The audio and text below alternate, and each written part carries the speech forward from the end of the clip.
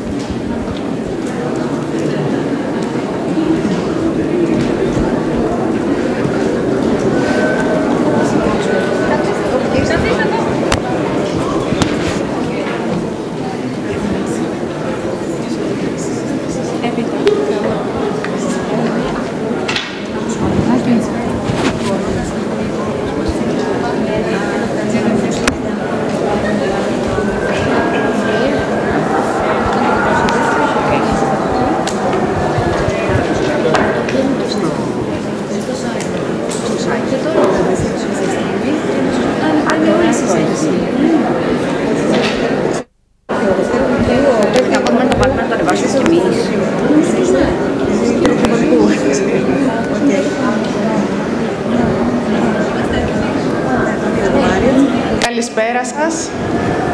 Καλώς ήρθατε. Good afternoon, welcome, thank you for being here tonight with us for the 10th dialogues of Stavros Niarchos Foundation.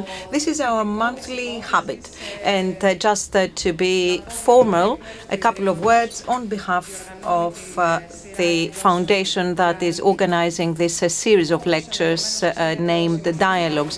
As you probably know, those of you who have followed our activities this last year and a half, this is an effort that was started by the foundation. The foundation is a public interest organization which performs donations to NGOs all over the world. Our greatest donation so far is the creation, the establishment of this place where we are, the Stavros Niarchos Cultural Foundation. But these are two independent and separate organizations. The Cultural Center is continuing its journey outside the umbrella of the foundation, but the foundation still funds the programs and also the events in the Cultural Center. The dialogues is an effort that started last year around the same days as an effort of a dialogue, just to talk to one another. And I guess you will realize this tonight. We do not want to make statements or set up panels for no reason.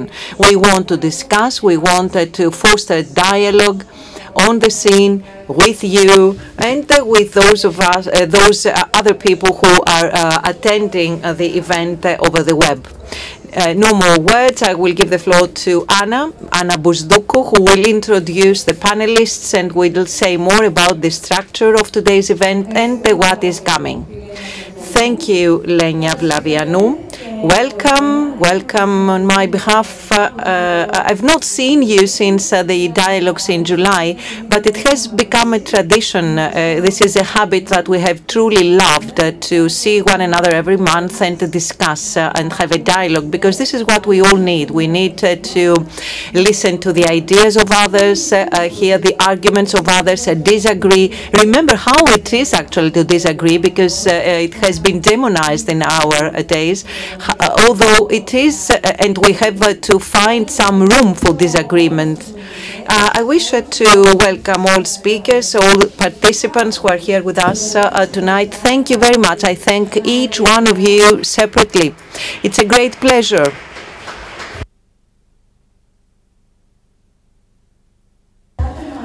Because as with all the subjects discussed in the dialogues, we are trying to find issues that are of concern for all of us in our daily life, and we invite people who have a deeper contact and a deeper knowledge apart from experience. So with such events, we have the opportunity to gain actually more questions on a subject. We do not attempt to give answers, and we do not attempt to have everyone go from this room with the same responses. This is not the purpose of this monthly series of lectures. This is the 10th event, the 10th dialogue session, which is celebrating 1 year of life. We and you have embraced actually this event with great love and affection. Well, this is my personal view, but I think this is what we all feel. All those of us who work on the dialogues every month, we're trying to think of ideas or think of people who would be appropriate for dialogue, not just have experience and knowledge. So we had missed that. We had missed you. We missed you. We missed this meeting, this exchange of ideas. Well, September is a month when we set goals, targets, objectives. We are trying to make plans for our life, plan our life. Sometimes we quit quite fast, some other times we don't. Sometimes we feel ready to do everything and we go forward because we believe in what we are doing. It could be something big or something small. It could be big for us and look small to the others.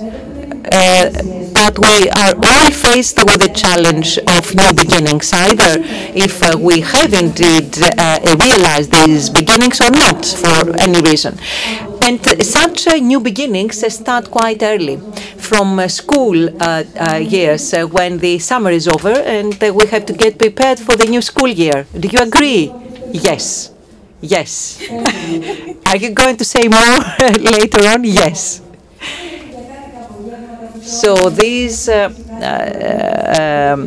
Sunday afternoons that have left a taste, when the weekend is over or when the summer is over, the joy of Friday. And then when we get adults, we are faced with the new dilemmas, new issues in our personal life, either on the professional level or on the social level or on the personal level.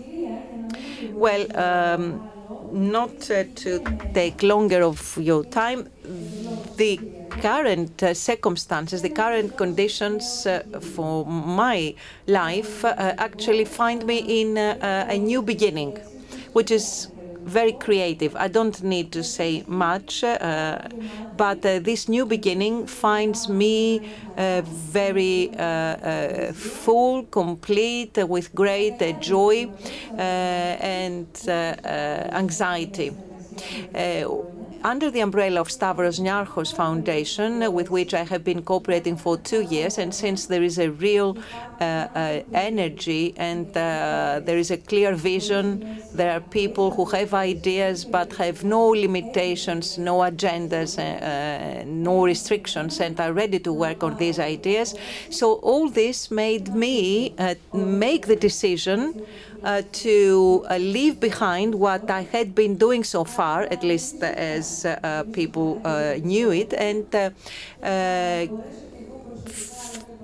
get full with joy and creativity so that I could offer more in my professional field, at least as I feel this inside, so that I can offer more to the society, because anyway this range of activities for Stavros Niarchos Foundation is very broad. So I think I have much more to offer, of course, without denying what I have been doing so far. I still honor what I had been doing, but my purpose is to broaden the field and enhance independent journalism activities, because there are very competent journalists. There are many people, young people, who want to do something clean and value-based, meritocratic and objective, impartial. So we are working fast on the establishment of a non-profit organization. There will be no profit at all, to reinforce initiatives and allow them to find their place, not as we used to know it so far, but in an equal, to allow new journalists to find their place, who want to try and learn, to experiment, so that we can learn along with them. So in the coming days, we will be ready to share with you many more details on this. So it's a great pleasure for all of us to be starting our new beginnings. We also welcome those who are watching live on the web on www.snf.org. This participation of the public actually makes the difference in our meetings, because we all have a voice. We can all make remarks, ask questions, no matter where we are, either here or watching from the web. So www.snf.org/questions is the place where you can raise your questions or express your views. Now, I want to find out more about the first day in school, Maria Eleni. We also have Mario Zaganas here with us, who is a pupil in the second degree high school. Fotini Patsia is also with us. She's going to share with us a very peculiar trip, and she has told me personally that this journey that she will share with us had many new beginnings. So it is metaphorically and literally a journey that has taken her to Ethiopia, and when she came back from Ethiopia, she was not on her own. Angelo was with her, and I want her to tell her story. Fotini made a new beginning as a mother, but apart from this new beginning of hers, it was a new beginning for one more person, for a child. So she dared to make her dream come true in a period where Athens was on fire, and she was bold enough to suggest this, and in the center of Athens, in Syntagma Square, when everybody would avoid Syntagma Square. And you all know how the international press was depicting the center of Athens. Andreas Papachristou is also with us, and Yannis Papatheodorou. They came from northern Evia, to be with us tonight, and we thank you for that, because they made the decision to leave behind the city life, as most of us know, the life in the cities, and in an organized manner and the absolute consistency, as you will hear them describing. They attempted to discover new things by, however, remaining loyal to the nature and respecting the nature. So they shaped a new way of life in the countryside. So this is a completely new beginning that we will hear about in all different aspects of life, as far as I can understand, and as far as I have discussed with Andreas and Yannis.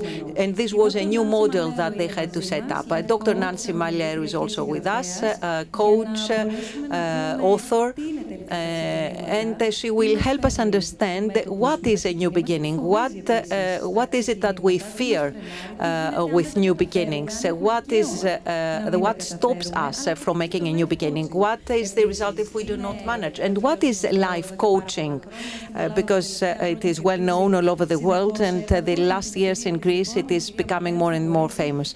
So with her experience, Mrs. Maleru will say more about this professional field. And Evita Theodorou, she is the eldest pupil. She is in the second degree, senior high school.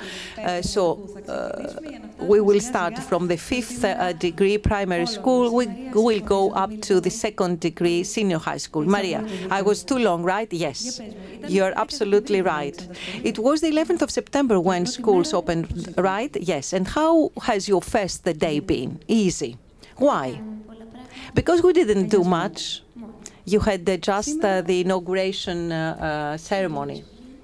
And what about today? Well, today I didn't go to school. What about yesterday? I didn't go to school yesterday either. Was there any day that you went to school? Monday. Okay, and it was weekend before Monday, right?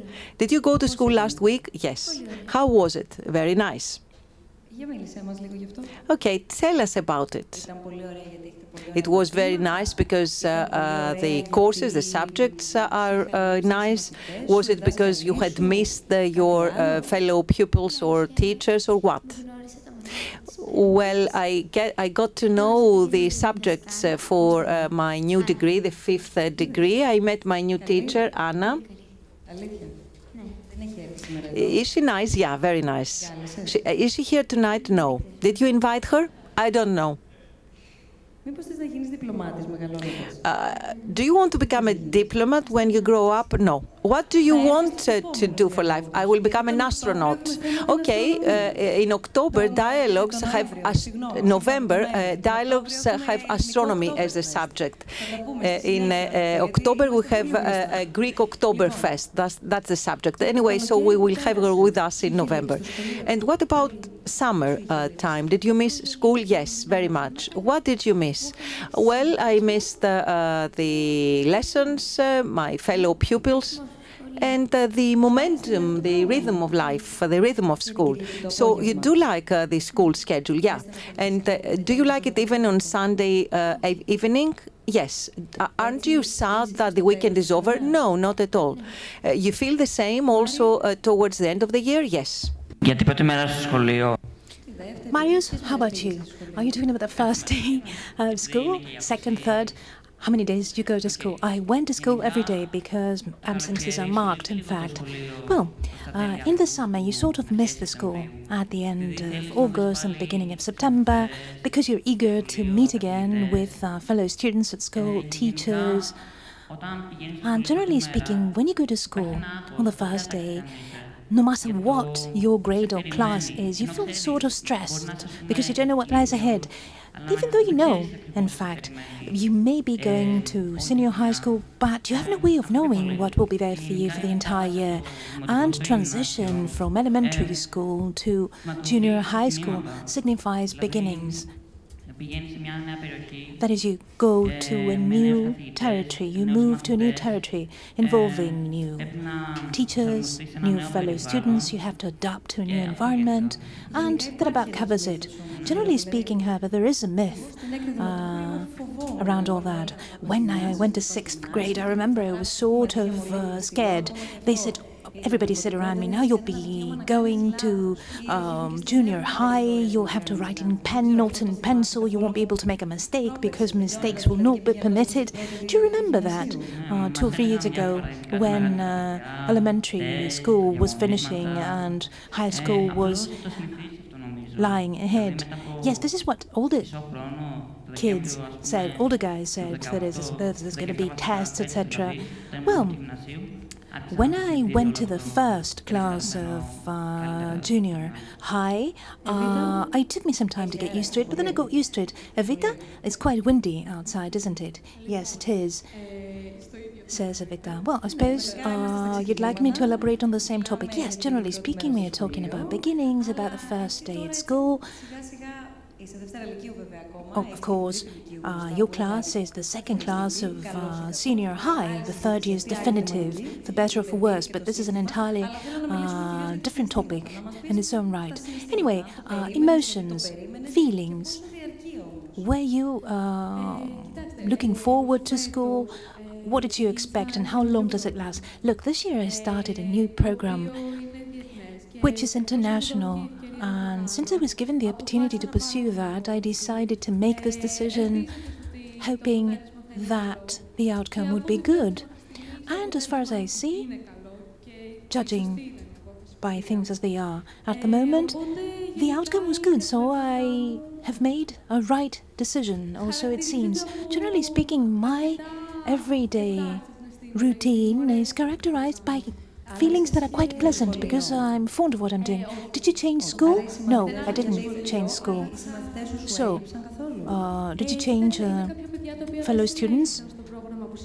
Look, there are some guys that didn't go on to take part in the same program I'm taking part in, so automatically we are not in the same environment. I miss what we used to have because we were quite close as a class. On the other hand, I like and I'm enjoying what I have now with the new fellow students because there is a very pleasant climate, generally speaking, a pleasant atmosphere, and all of us share the same goals in a way. We have the same interests and the same vocations. And this is pleasant, quite pleasant. And generally speaking, starting from day one and up until today, okay, not long has passed by. Okay, I'd like to see you in February again when the going gets tough. Okay, up until now, everything is good. Fotini said during a meeting that we had the other day, all of us, because we wanted to get to know one another, because we speak a lot on the phone, we use emails, etc., but human contact, personal contact is always different and definitive, of course. So, Fotini, you were saying that September is something like the new year for schoolgoers or young people. My turn? Has my turn come? Aren't you going to ask me about school? Good afternoon. First of all, I'd like to thank the foundation, I'd like to thank you, and I'd like to thank everyone in the room attending this meeting. Of course, I'll talk about my beginnings. They're quite numerous. All of them, in fact, serve the purpose of leading me to the last and greatest beginning. My life with my son, Abato Agelos. He's 5 years old, he's from Ethiopia, and he's been with me for 7 months. When I was 4, I made my first beginning. I owe a great favor to my parents for taking us to Athens. They moved us to Athens from a small village where we had been born. I think that up until the time when I adopted my son, this had been the greatest beginning. We came to a basement, 50 square meters. 3 people lived in that basement. for 3 years. My mum was a cleaning lady, my father was a public servant, and in that house, my mum taught me high gastronomy. She was an excellent cook and hospitality because our house was tiny. Nevertheless, many people could be accommodated in that. So people visited from the village, and there was only one place where they could stay, our house. The second beginning was the house. When we moved 80 square meters, it looked like a palace to me. It looked huge. And then my parents sent me to a good school because they wanted to give me the opportunity to do things in my life. I owe this great favor to them too because I got things out of it. I passed my university exams. I made many beginnings, but I didn't finish things. I passed university exams. I got fed up and bored, and I wouldn't finish. I attended a school, never finished it. Whenever I wanted, I was good at something. Whenever I didn't feel like doing something, and just let it be. At a moment in time, I realized that I was fond of coming in contact with people, so I entered the world of wine and sales. I loved wine and I loved food because my mum made me love it, and I still love it. I was very fond of hospitality and people, and that was the only job that kept me.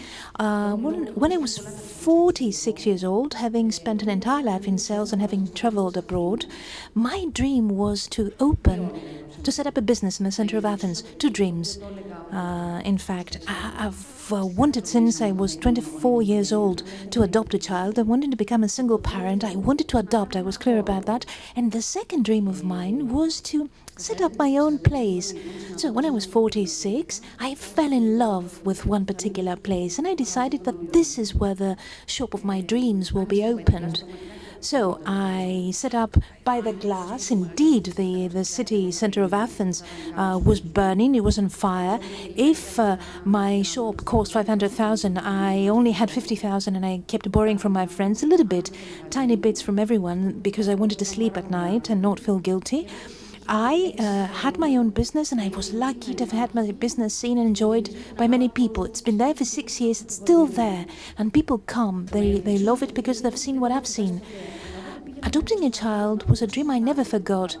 But every time I opened a door in order to peek and see what it felt like to be a single parent, I always bumped against a wall permanently. At a moment in time, in some offices, where you could pay some money, that is 30,000, in order to adopt a child, I thought that I didn't want to do this. I didn't want to have my child know that I bought him or her, that is, that I spent 30,000 and in the middle of the night somebody brought a child to my doorstep.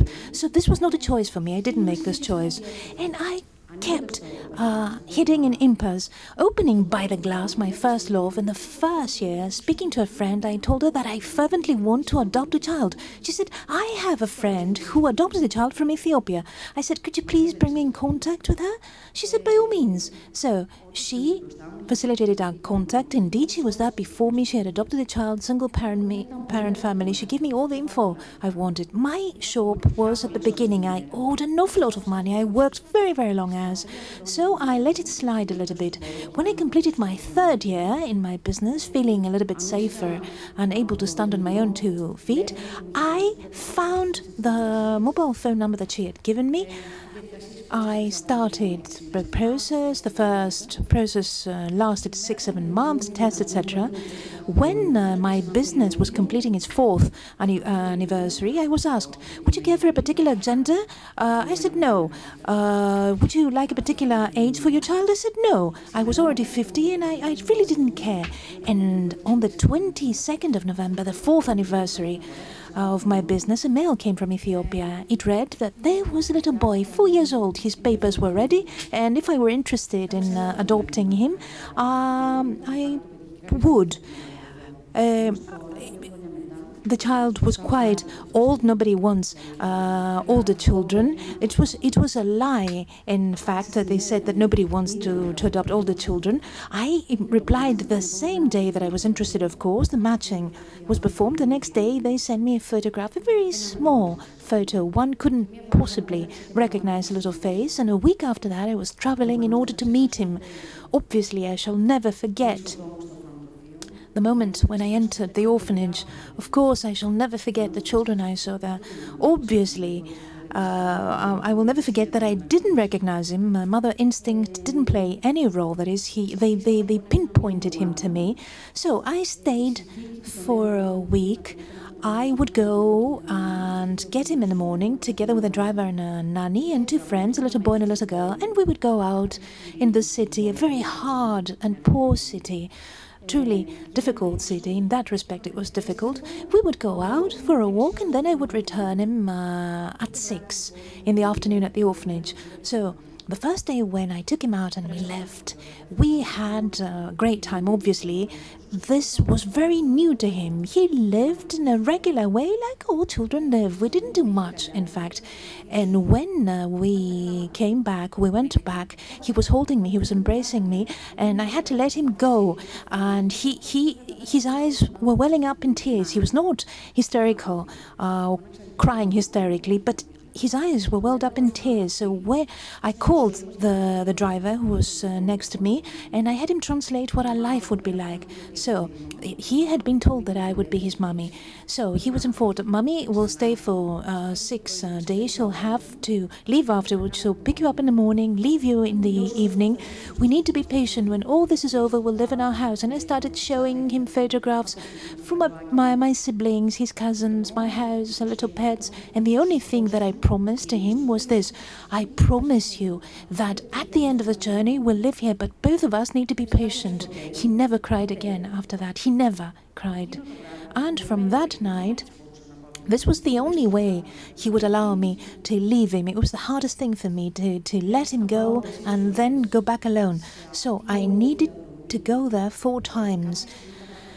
At a certain moment in time, things grew very difficult. I had no contact because people from Ethiopia stopped adoptions.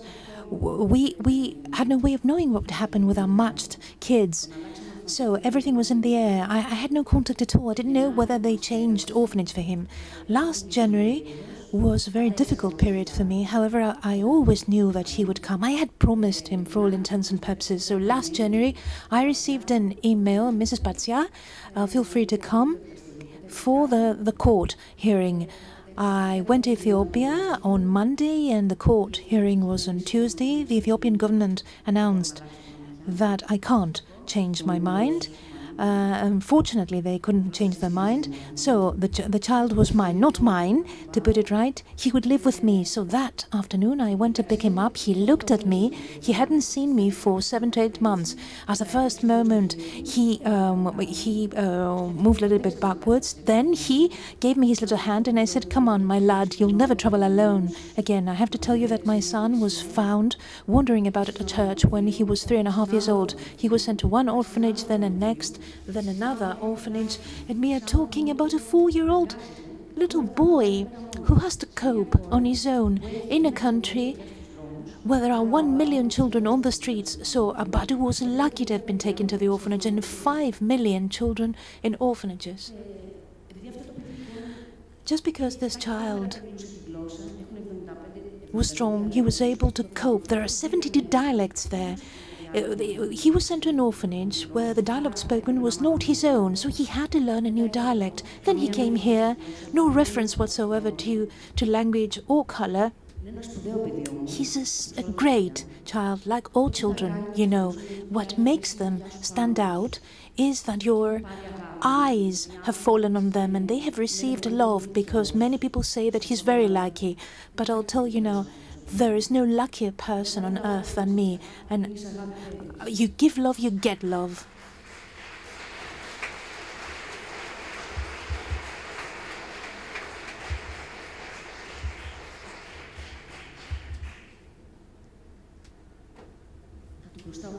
So I'll always owe him a favor for existing. I'll always owe a favor to my business, my place, because my beginning brought about my next beginning, the greatest beginning of my life. I think that about covers it. So beginnings are great.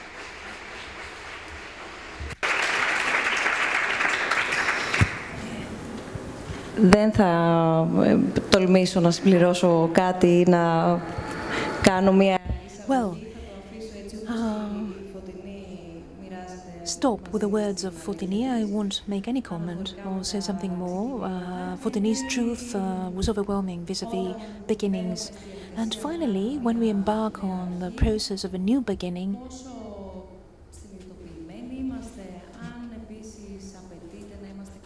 being conscientious about it is important. Is it always important to have made up our minds? Is there a ceiling of consciousness, determination? Is it important for people to have exhausted all the questions in their lives and have answered them all? Andrew, I don't know how you two got together or how one communicated to the other that you want to leave the city, or the fact that you're eager to discover a new way of life friendlier to nature and the nature of human beings, because human beings are part and parcel of nature.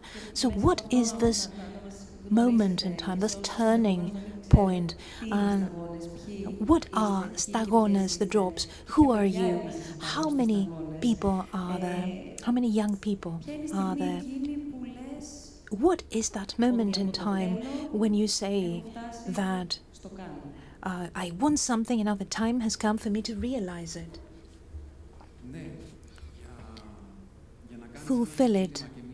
Well, for you to make a beginning and to take an action like ours, we left behind a life which was quite safe and secure.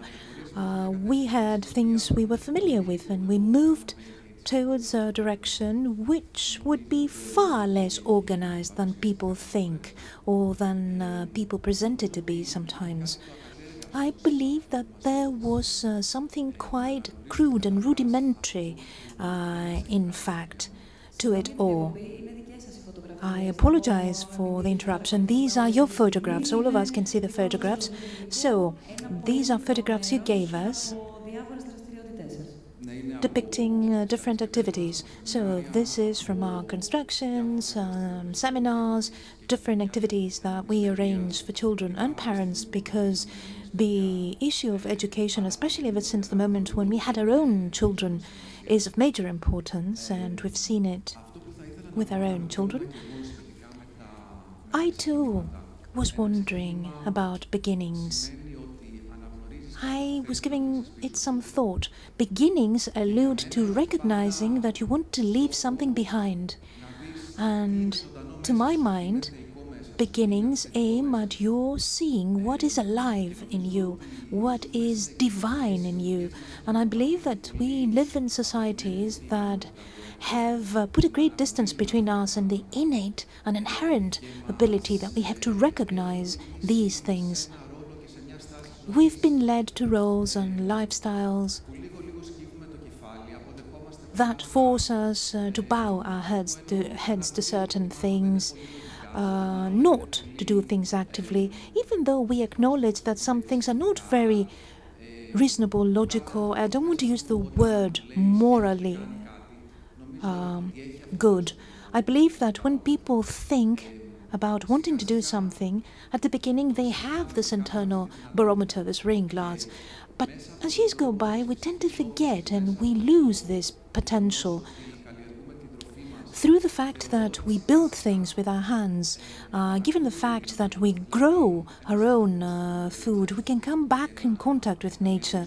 People who can build their own houses and grow their food are already far less vulnerable and far more self-sufficient and far stronger. In our case, John and Nick and I met more than 10 years ago. We were attending the first seminar for natural building in the area of Koutsupia.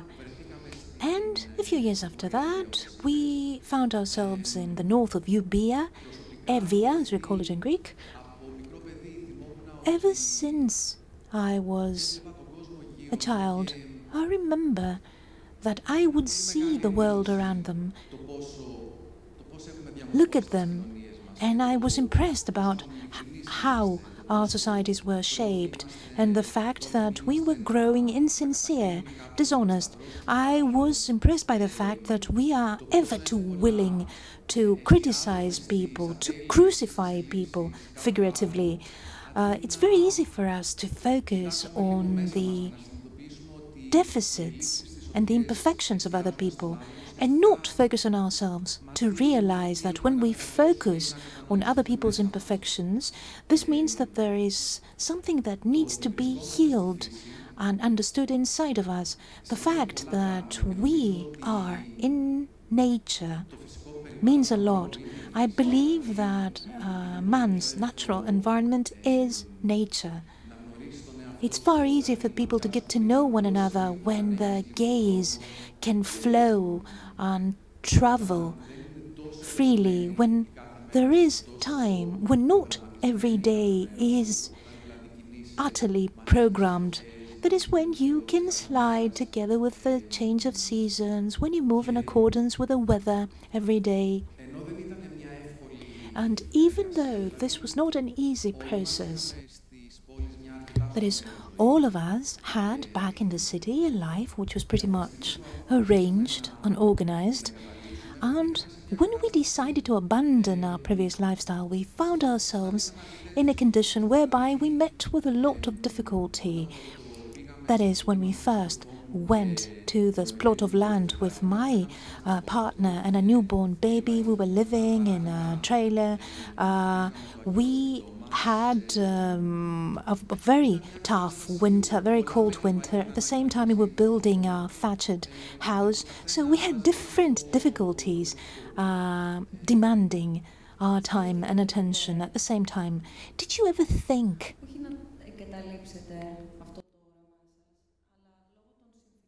that you should not abandon your vision, but given the circumstances, no matter how well you had foreseen certain things, did you ever reach the point of actually admitting that perhaps, even though we wanted, we can't do everything, perhaps we should abandon the effort and go back? Did you ever reach that point? I think that we never reached such a point. And I believe that speaking in this way, I'm expressing the opinion of all the guys in the group, in the neighborhood. John, I don't know if you'd like to add something to that. Can you hear me? Look, as you said before, every beginning is difficult by definition. It's something that brings you face to face with many obstacles that you had not anticipated. These are things that you're called upon to manage because they crop up. I believe that the major problem, at least for me, has been that of making ends meet. And now that we have kids, we mainly talk about education. That is, we are concerned about our kids and the schools they'll go to, the things that they'll see there. You can imagine that we were city people, so we were something like parachuters, suddenly landing in a little village. We have opinions that are and ideas that are a little bit different compared to the opinions of people there. In my opinion, the greatest difficulty lies in education at the present stage and making ends meet. That is, the fact that you have to do many different things in order to go on living there, to really feed your vision. To ask Ms. Palero to join the discussion, I don't know, I'd like to ask at first if one can actually define what we mean by beginnings. Is it something that people understand in the same way, or are there individual definitions based on one's visions and the way in which people want to go forward? And if beginnings are important for one person and perhaps they are not equally as important for other people? Good afternoon. Let me first say I'm very glad to see the variety of panelists. I have been a child, I have gone to school, I finished school, I have become a mother, not in such a dramatic way, but I have become a mother.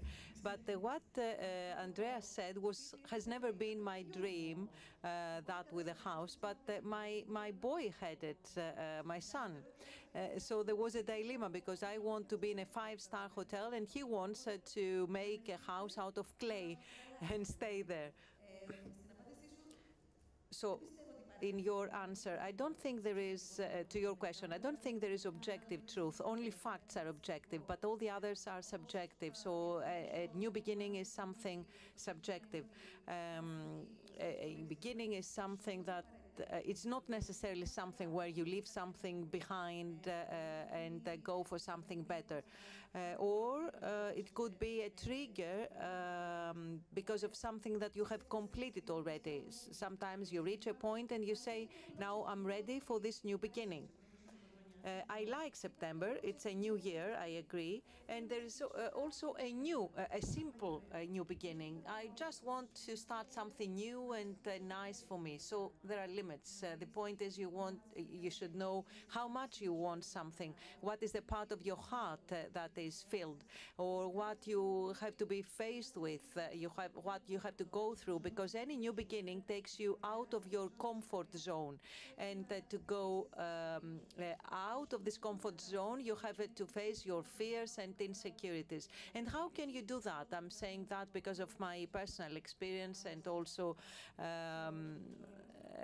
living among other people. Many of us could reach this point, but it is only very few who reach the point of abandoning this comfort zone. So how do you do it? Well, I wouldn't say that it is only very few people. I see people making new beginnings every day. I see people fighting every single day. They wake up, go to work. It's a new beginning. Every day is a new beginning. Yeah, but there's also an opposite aspect. When I opened my shop, I was not unemployed. I left my job. I told my father that I was fired because I didn't want him to get sad. And then I told him, look what I'm going to do now. I will open a store, a wine restaurant. And when I was 50, I adopted a kid, 5 years old. I opened my shop at 46. Yes, but you described your experience with maternity, but even my new beginning sounds unreal to me. I left the TV, and some other people will tell you that you have made the right choice. Yes, I'm sure that you may leave something pleasant behind or something sad, or you may be leaving behind a very bright and glorious environment, but there are people who don't dare to do it. Yes, that's for sure. Sometimes people hesitate, but for all those of us who hesitate, and let me open a parenthesis here and say that I've done many new beginnings. I started studying French literature. I liked French literature because I like Balzac, I like literature, but I knew that I would never earn my life from there because I would never wanted to teach. I would not going along very well with young children. So then I did a thesis on business management. So when others had graduated from economics, from schools of economics, I would feel as stupid. I remember my first statistics course in Oxford, where I was feeling that this is not for me. But I finished it, and then I did my dream to go into corporates and work my L'Oreal, McKinsey in Spain was my first job then in L'Oreal, and then I've started a new work and then another one and another one. So this is. What about this life coaching thing? I will tell you. But then when everything was going fine, I had a burnout and I had to make a new beginning. I wanted to make a new beginning, and this is how I've reached this point. And then I wanted something different. That's how life coaching came at the age of 34 in 2004. Do not make calculations for my age. That's not right. So in 2004, when I was 34, and if you remember 2004, there was a great celebration in Greece with the Olympic Games. And on the contrary, I was at 0 point. And wanted to start studying again, and my first client called me on the phone and told me, I would like to have a quacking session. I asked, are you going to pay? Yes, of course. Okay, then let's have a quacking session. So that was a new beginning. And then I started my own business. People may not know what your business is about.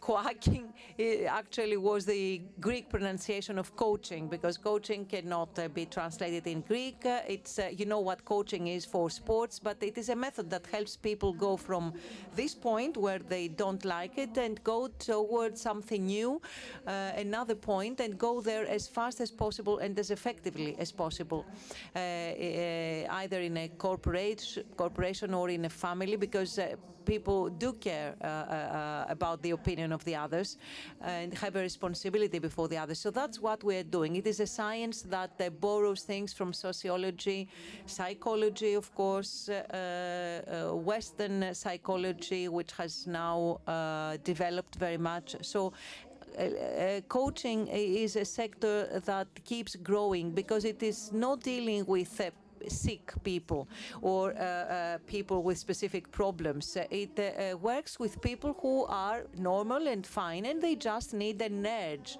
a drive, or they need to make things clear in their mind. And there are indeed tools and ways. These last years of the crisis in Greece, do you think the average Greek knows about this tool? Are they aware of the availability of this tool? And from people who come to you, could you please outline the profile of those people who come to you for coaching? Because I want to know whether new groups have been set up. We were discussing this the other time with Fotini and Andreas, and calculating unemployment these last years. New age groups or older age groups has been created, not degree holders who cannot find a job in Greece because they are overqualified, because that has been a very large group of people who became unemployed at the age of 45 or 50. Supposedly they had followed some program, they had made up their family, and then personally and socially they had to survive and stand up and find a way, change their job perhaps, in a country where there's no skilling for professionals. So there's no training for professionals to improve their existing knowledge. So all of a sudden, a very big group of people had to change their daily life at a great extent. Well, you asked me before how can we stop and then go on? Well, it's because we grew up by having safeguards, guarantees, which is our family. That's a great advantage in this country. I've lived in several other countries, and our strength here is our family. This is a great privilege, and this is what stops us, because we always have a safety net underneath, a guarantee, a safeguard. No matter what happens, your family will help you. Yeah, your family and the public sector is the safeguard in Greece. Well, I'm talking about family because when you grow up, you have this feeling before even realizing what the state is. And I'm saying this because I'm a Greek mother. I don't know whether I should be proud or ashamed. We are all Greek mothers who give instructions to our kids. Take your sweater, it might be chilly. Well, the mothers raise us telling us, you have to learn, you have to study to be able to survive. And then we feel that somebody has to get us a job after we graduate. But I had a father who was a self-employed professional, and he never conveyed to me this feeling of absolute certainty and safety. Everything was fluid. I had to work for everything. I had to reinvent myself. I very often give lectures to schools, and I am in touch with your ages. I have clients who are looking for me. The kid tells her mom, for example, get me to Mrs. Nancy, who is 30, and my client may be 13 years old. And first, of course, the parent want to make sure that they can be tuned with my views. So whatever we know today, it will not be true in the next decade. I don't want to turn you down, but it's not that you study something and you do this thing for the whole of your life. This does not exist anymore, and that's a great consolation in my view.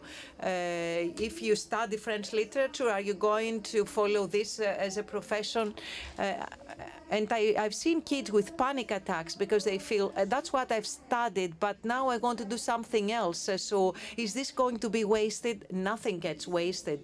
There is no new beginning starting from zero. It's not that you grow from the ground. Every time you are wiser, you have learned from your lessons and disappointments, and these are your safeguards. It's not the state or the family or the company that will support you. Nobody will support you. You need to have safeguards inside, knowledge, values. If you don't have that inside, all other safeguards and guarantees will just leave you in the air.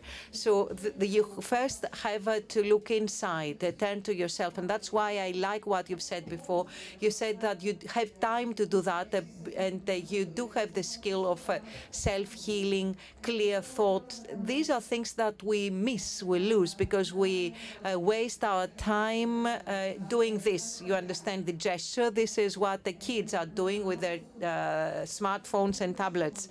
So this is virtual, and thus that does not build characters.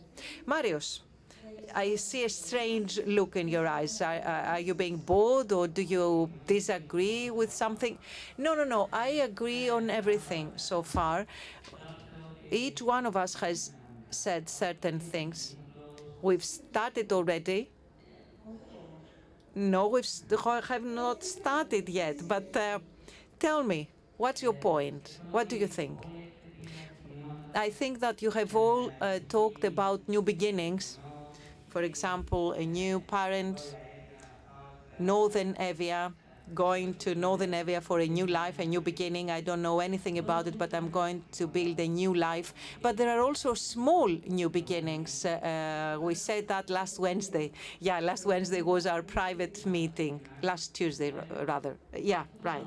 So it's not just about major beginnings. It's also small beginnings. For example, start going to the gym, or yeah. So you start something new, which is good for you, and it could be a new way of life, a new beginning. So small beginnings are also important because they could evolve into a major outcome. Fine. Maria Eleni is younger, but she may have made such beginnings. You may have started with a new team or a new class, new classmates, or if you have started learning a foreign language. So have you or Evita started with any such small beginnings as Marios described them? And were you excited when starting? Is there something that you started with an excitement and then got disappointed? Well, excitement is not always positive, because in the beginning many people are excited with something, a sport, for example, and then the enthusiasm and the excitement fades and they do not want to continue. Is this a personal experience that you are describing? Yes. My brother, for example, he loved karate in the beginning. Then he lost his excitement. He started getting bored and he stopped taking karate lessons.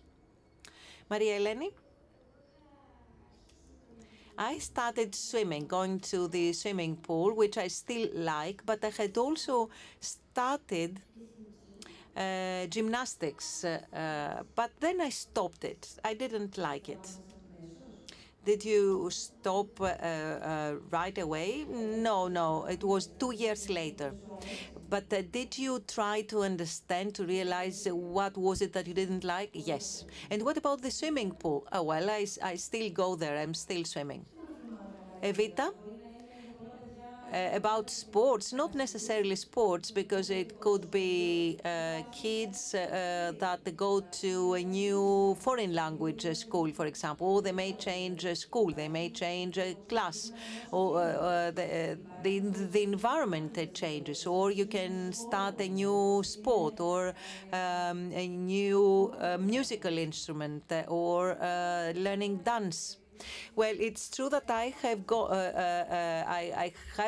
done many sports because I always liked trying new things. I was never quite stable and doing something for several years. To tell the truth, I have never played any music. And concerning classes, school classes, where when you step up one grade, this is always a change. This is always a new beginning, and you are always faced with joys and sadness. The major step for me was taken this year, because I didn't just change from one grade to the other, but from one system to the other, which involves radical changes in many different fields. And this was indeed a major change. But I was determined. I knew that even if I was faced with difficulties, I would not step behind, and I would go forward and give it more chances, because I wanted to be absolutely certain. I would never drop something from the very first moment. I would always give things a few opportunities before giving up. But anyway, I think this is the most important change I have experienced so far. And I'm pleased to see that it goes fine. Are you ready to look into the next phase, the university? I'm mostly asking about the environment. Well, I do have this in the corner of my mind, but I want to focus on the present and on every single day, because every day has to be pleasant. Every day you have to feel that there are things to do. Every day you have to feel creative. You cannot just wait for holidays or Christmas holidays or Easter holidays to feel that we are well and having a good time. No, each day has to flow smoothly and in a pleasant manner, because daily routine is a big part of all this. It is not just about breaks. It is also about the routine. It's when we view routine as something we want to escape from, that's a great mistake. I think the major achievement is for somebody to feel happy with his daily routine, feel happy with what he's doing, and not needing breaks. Of course, everything is necessary, and no matter how well you are, you always need a break, you always wanted to have changes, but most of all, most importantly, your daily life, your daily routine has to be a pleasure. Andreas wanted to add something. Yes, on what Mario said before, because he said that sometimes we start new things and then we find out that those are not for us. Even this is a pleasure. Even this is a pleasure, because you start something, okay, you get excited, you start, then you go in, you see that's not for you, you go out, you try something else. This is the whole package, and we said that in our first discussion. We should not demonize errors, mistakes, and I think the sense is similar here. We are afraid of making mistakes, while mistakes are the only way to go if we want to learn. Of course, it's wise not to repeat the same mistakes, but you cannot go any forward if you do not make mistakes and recognize your mistakes. And I think that family and society should support younger people in their mistakes. We should let them room for making mistakes. The same goes for older people. And I think that every single moment we have to be fully aware. Speaking of education, speaking of raising children, we should always be aware of our objectives, our motivation. Do we want just to have people with an amount of knowledge or accumulated amount of knowledge, or do we want people who are joyful and honest and flexible? I think this is a very large area of discussion, because there are many different beliefs and considerations that sometimes we keep repeating without criticizing. When I was in school, we were in uniforms and teachers would beat us. I still remember our teacher using the rule to spank our children. I remember such scenes. I don't even remember why. I don't remember what I had done, what was my error. And it's tragic to spank kids just for simple misconduct. And I wanted to ask Maria Eleni and Marius and Evita, because they still go to school. I heard Maria Eleni saying that she loves school, she likes the rhythm in school. And I think that's good. It's good to have a certain pace, a certain momentum in school. But my question is the following. Don't you think it would be better if we could we could choose and opt for what is more interesting to us or more intriguing, that could be different from the preferences of Pavlos or Tassos or the preferences of other kids? So perhaps the entire society or teachers and professors should wonder, because teachers can do many things, even if the context is not changing. So we should wonder, what is the direction we should head to make sure that the children can learn how to think, how to express themselves, how to listen to their needs, and not be afraid of what the others might say. Or to make sure that kids are not afraid to be different for a certain period. I remember when I was in senior high school, I had several earrings on my ears, but I was always, my school performance was always excellent. So that was some sort of immunity for me, because my grades were excellent, and that was a counterbalance. And so I do have this vision. I believe it would be quite easy to transform the way our society has been organized. And I think this could be done quite fast. But of course, as long as the intentions are clear. So I agree with you. It's not always necessary to dislike something and change it. It could be that you close a circle without any wounds, without any injuries, without any boredom, but just close a circle to open another one. So I think we should all wonder what prevents us from changing, from making a change. There are several deterrent factors. Fear for the unknown, or this appearance of seriousness. We live in a society where everybody speaks in a serious manner. TV is full of such examples and situations of an apparent seriousness. But on the other hand, it's good if we can stay children forever, or grow up without using our childish behavior. Otherwise, we just lead an instrumental life. We have the same reactions and the same thoughts every day.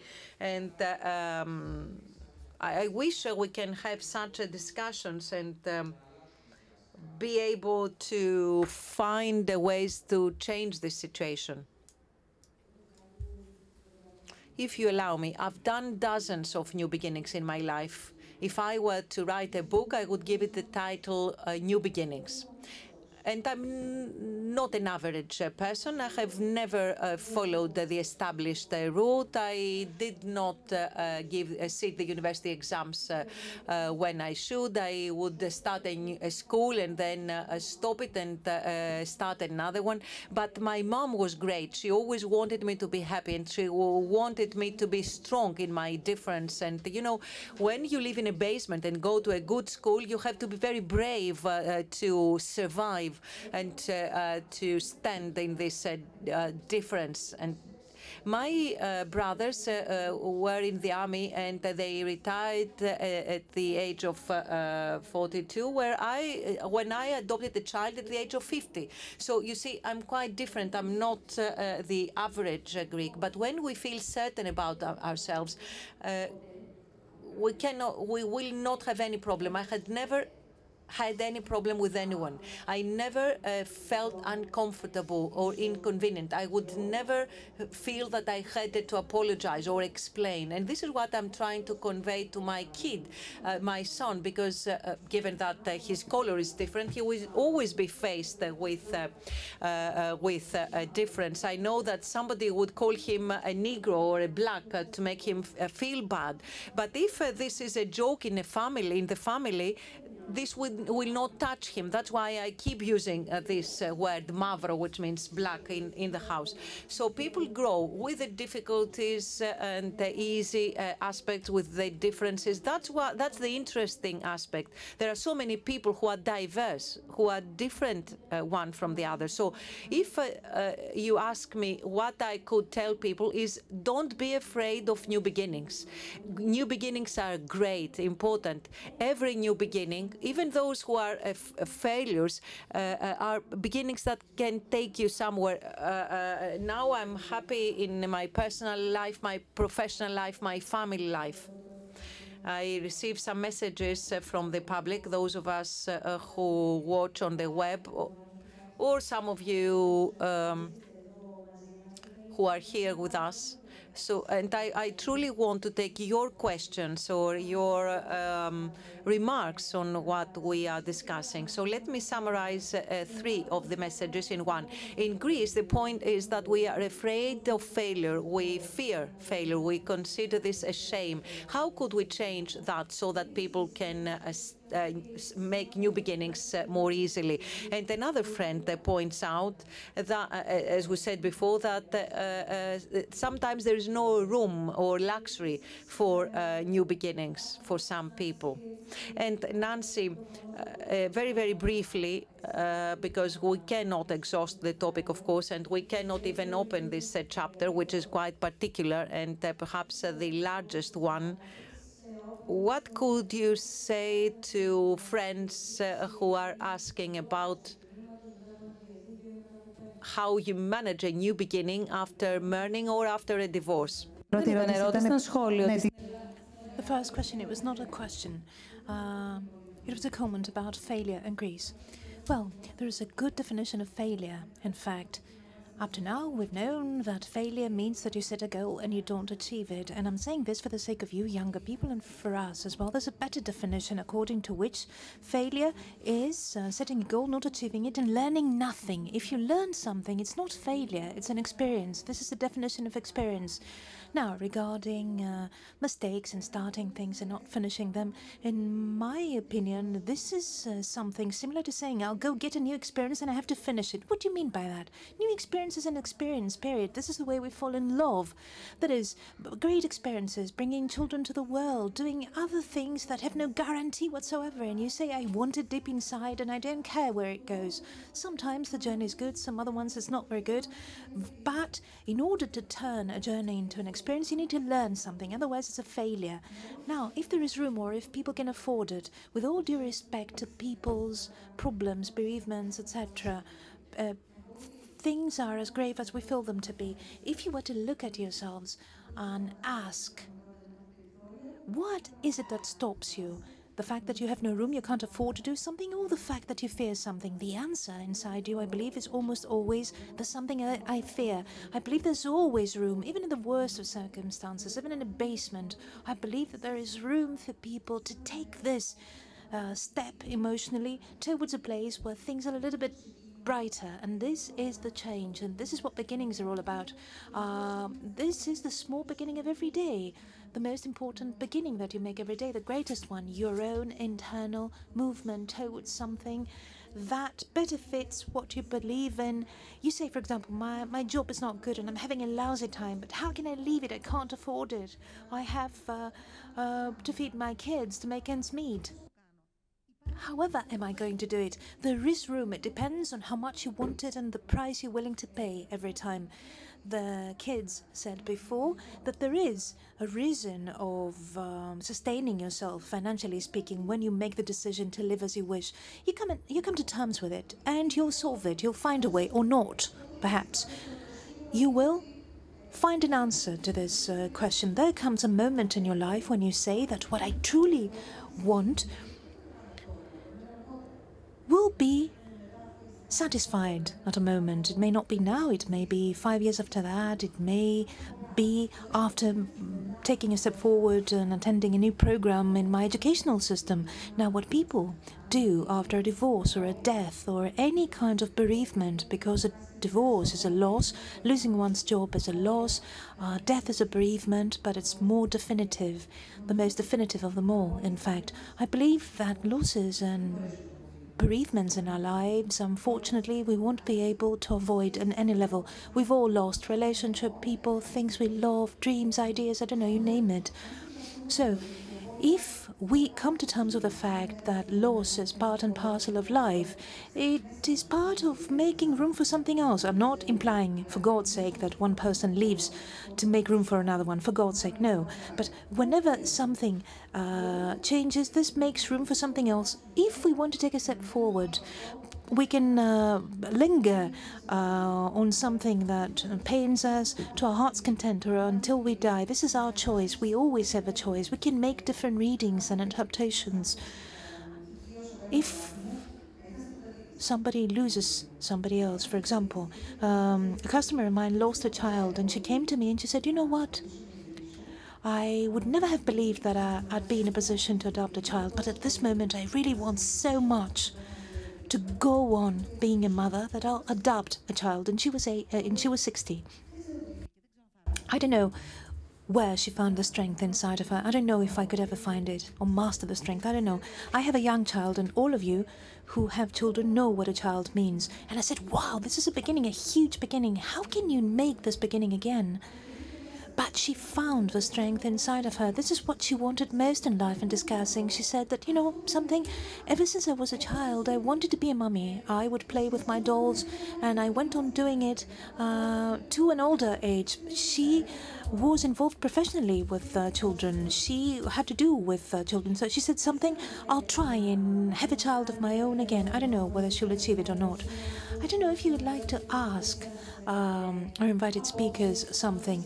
I repeat that if you would like to make a comment about beginnings, or if you'd like to say something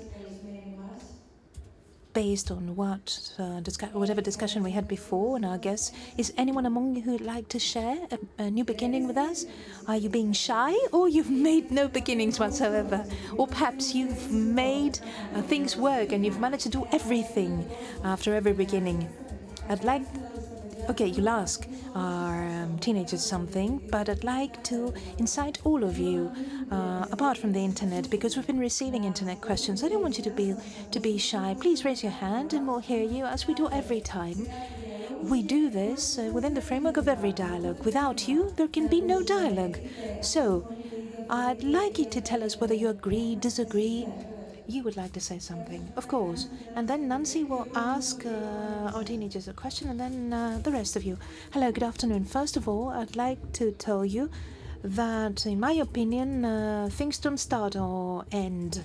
I've never felt like beginning something and ending it. This is what I wanted to say. I'm not sure that I understand, or I do things in a certain order, so I don't see a definitive start and a definitive end to something. I'm a little bit flat. It may be amazing, but on the other hand, it may not be. What can I say? Nancy, how do you explain that? No, I wouldn't say flat. I'd say that you've been flowing. A flow is a good thing. Being in a constant flow is a good thing. It depends on a person's viewpoint. I don't know. Are you okay with it? I'm used to living like this. Yes, but do you like it?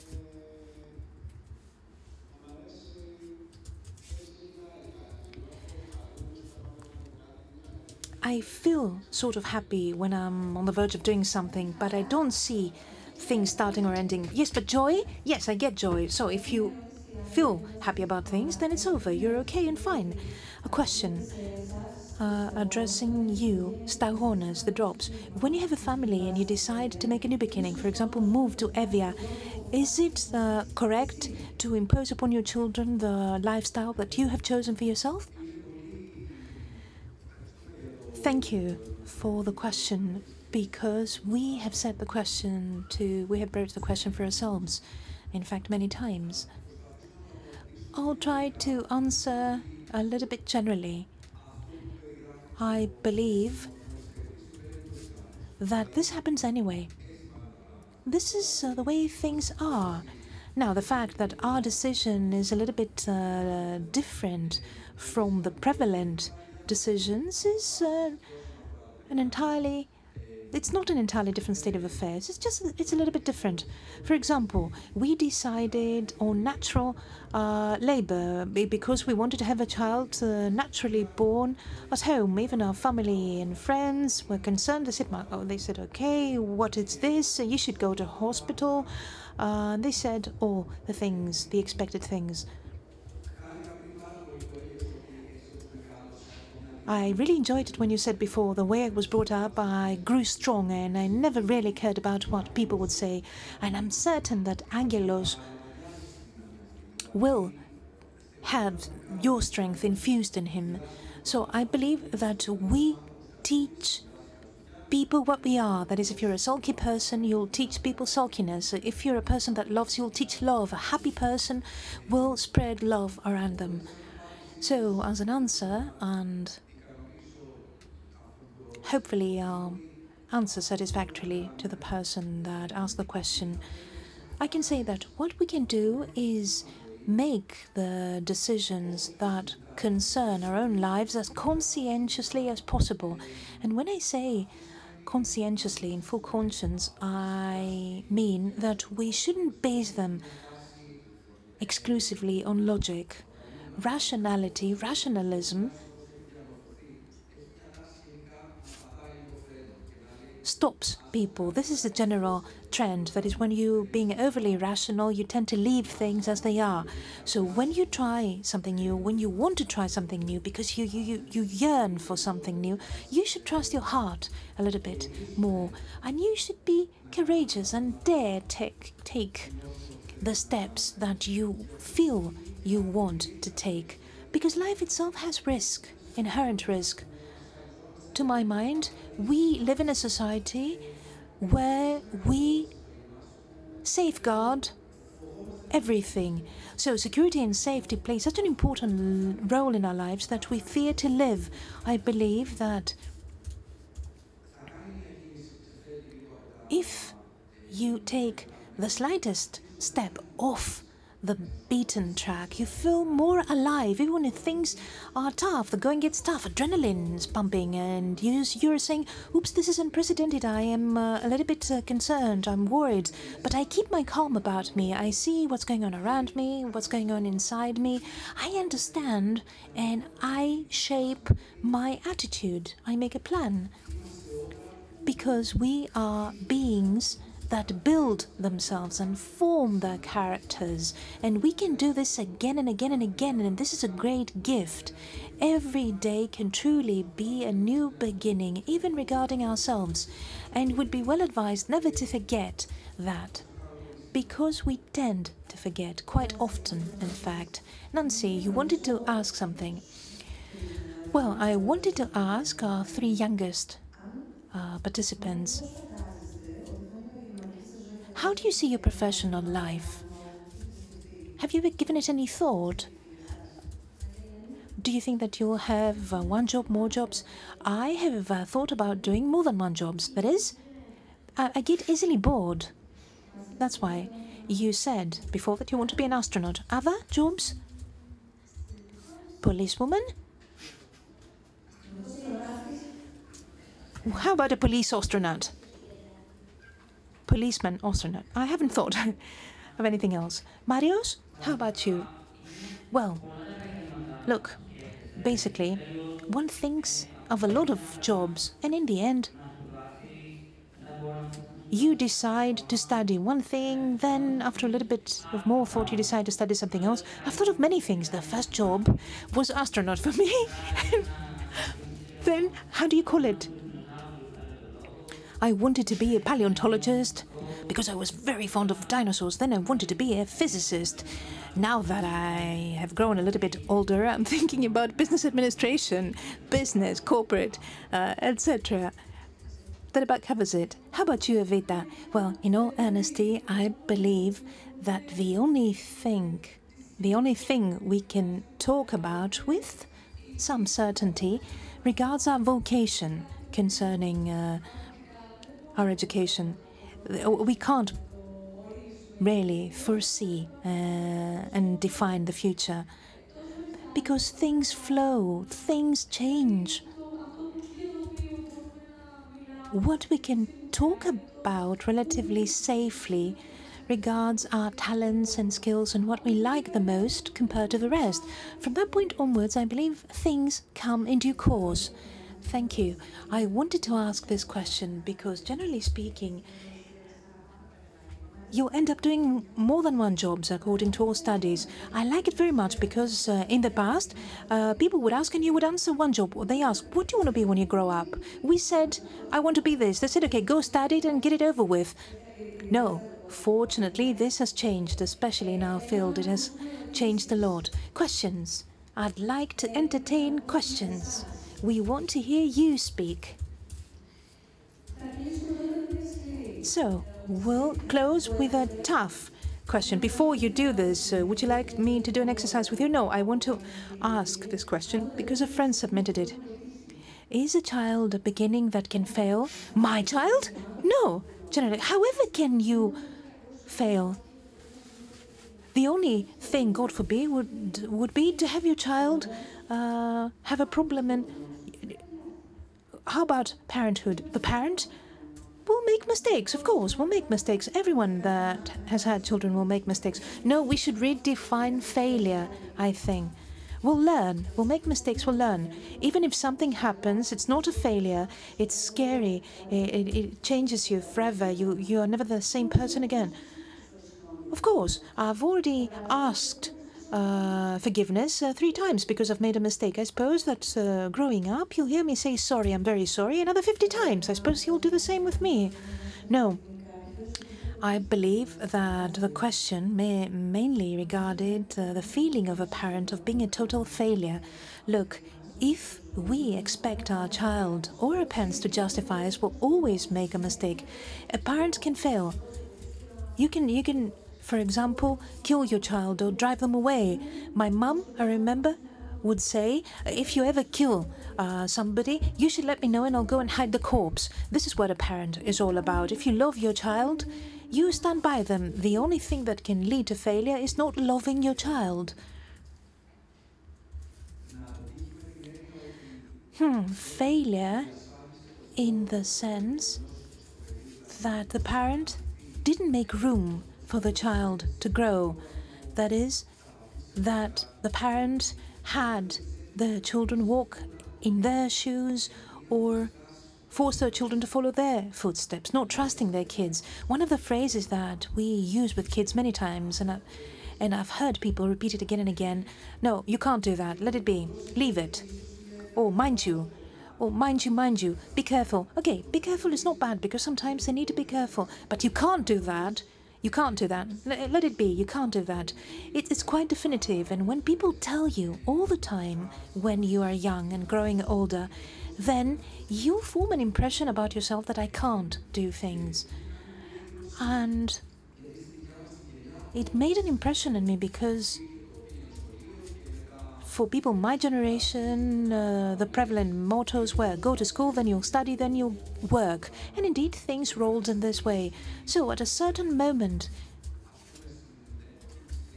in time, in the midst of the crisis, no matter what the word crisis means for everyone, I believed that at least this fairy tale would be over. But I believed that the truth had been revealed to an extent allowing parents not to exert pressure on their kids to pursue university studies so that they can work afterwards, etc. And it made an impression on me because a young lad, the son of a couple of friends, he too grew up in the north of Evia. He grew up in a relatively free way.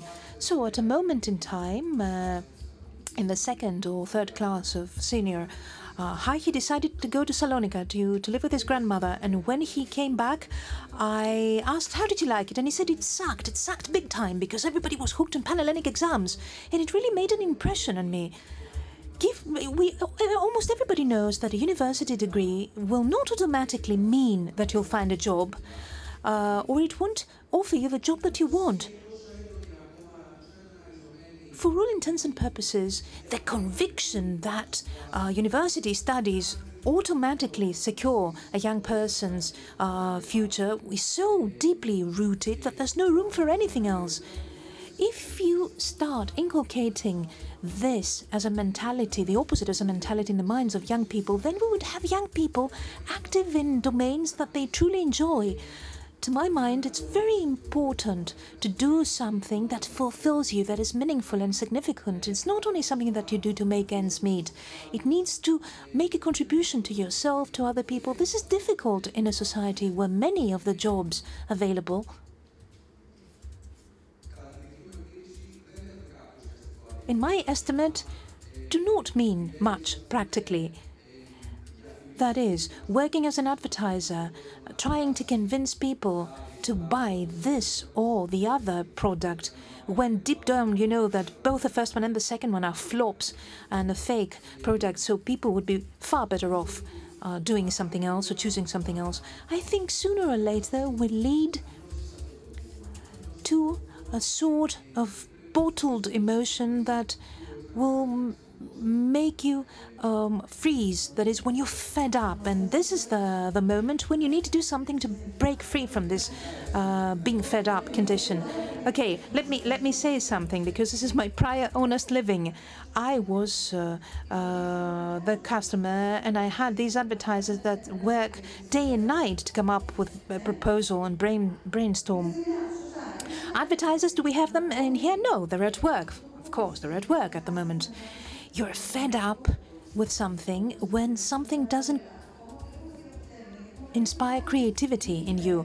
But I see people who are still in advertisement, people who are in their 50s like us, for example, who say, no, I still dig it big time, I love it.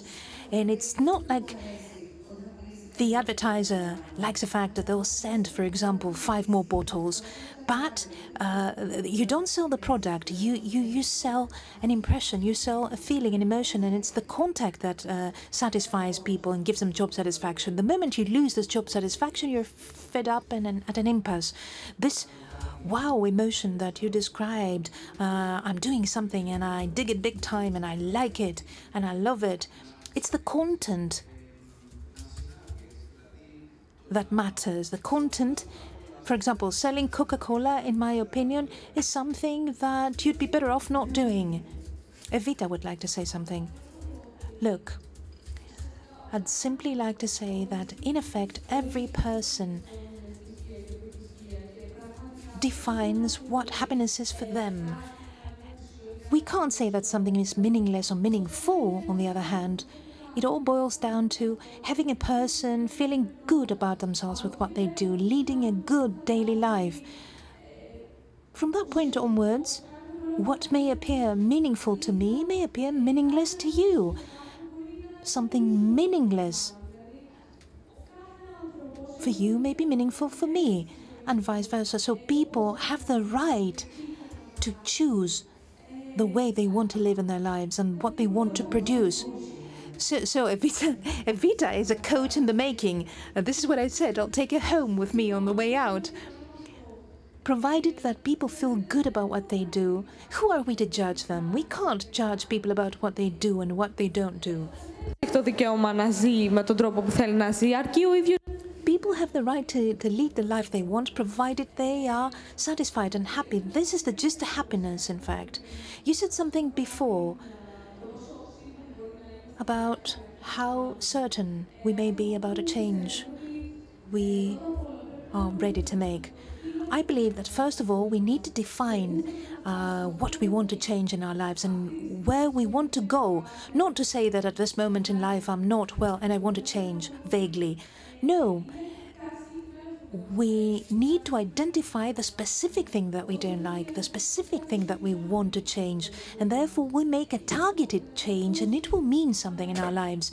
It will have an impact. In my opinion, this is the prerequisite for a change to succeed. You're 17. My God, yes, the new generation is very strong. Yes, I see a lot of them, in fact. Nancy will take a Vita with her on the way out. I have fully identified with a little beginning. As Marius described it, everyone defines their own beginnings, and I suppose that we can characterize as beginnings are big or small. And Maria Eleni, you'll be here in November because we'll be talking about astronomy. Do you remember? This is the topic of the dialogues. You'll come, but in the morning you'll be able to go to school, and afterwards, okay, you'll go to school the previous day and the day after that. The only day when you're justified to be absent is the day of the dialogues on astronomy, okay? And given the opportunity, since this is September, and we have more or less completed our beginnings. We've just started. Will you be going to school tomorrow? Yes. Mind you, I'll call your parents to ask. Don't push the kid. Let her be. No, I don't follow such tactics. Don't worry about it. Look. Play the devil's advocate. She's mentioning that because she's faced with an even greater beginning. Because she's already started, she comes from a province. This is the beginning. She's in Athens, so new school, new beginning, new friends, everything new. Life is beautiful. Maria Eleni, you haven't talked to us about it. Is life beautiful? Yes, we moved recently. How do you like your new friends? I haven't started with them yet. Imagine. We used to live in Athens, but our kids were very young, so we thought that the provinces, the Greek provinces, were ideal. So we made a decision and we moved away from Athens. When our kids were very young, things were ideal, but when our kids grew older, it was them that decided to broach the issue of wanting to come to a bigger city. So, happy beginning. Have a very nice beginning, the entire family.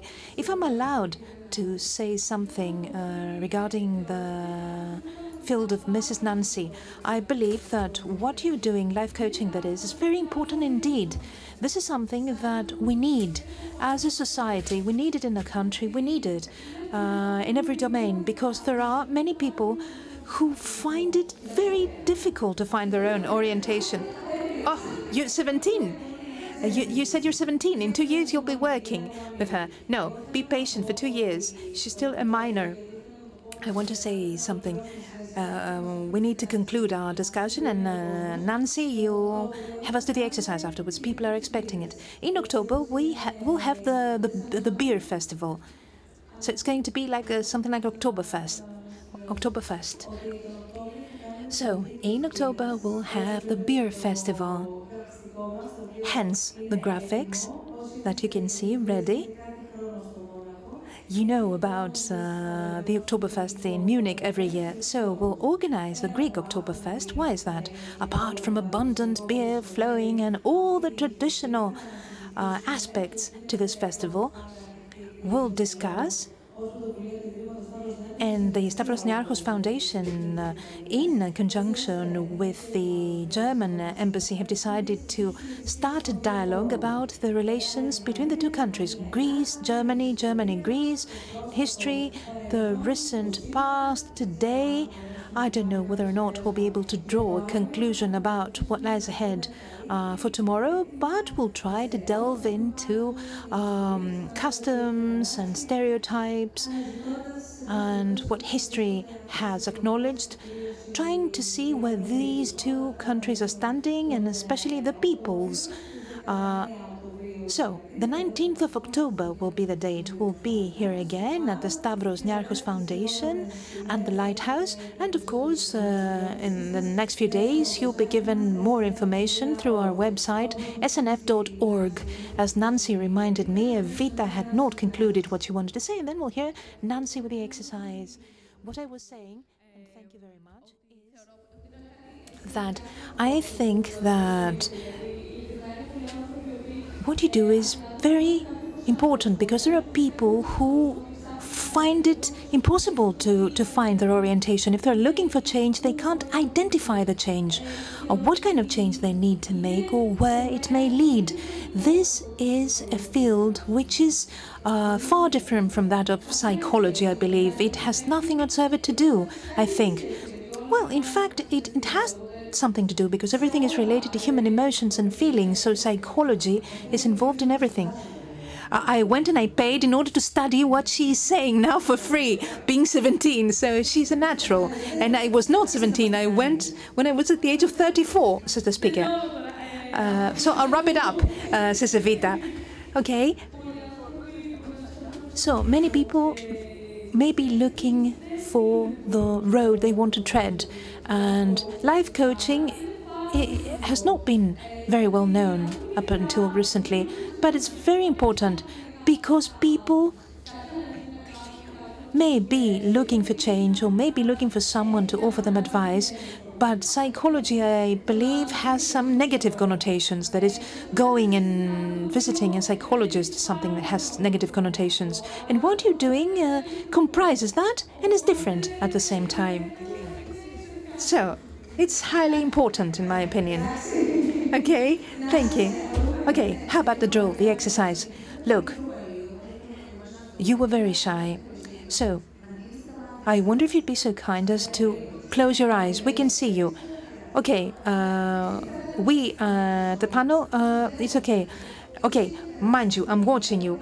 Close your eyes. Have you been through beginnings easy or difficult? Just raise your hands. Nobody can see you. Easy, difficult ones, new ones, old ones. Okay, lower your hands. Open your eyes and turn and give your hand to the person sitting behind you and say, way to go, congratulations, good luck with your new beginning. Don't feel shy, turn to the person. It's only a word, congratulations, it's for free, it doesn't cost you anything. Way to go, congratulations, bravo. Thank God. It's nice and it feels nice. Thank you. Thank you very much for being here with us this evening too. So, see you in October during the 11th Dialogues, Greek, October 1st, October 19th, abundant beer, great discussion for the two peoples involved. Thank you very much.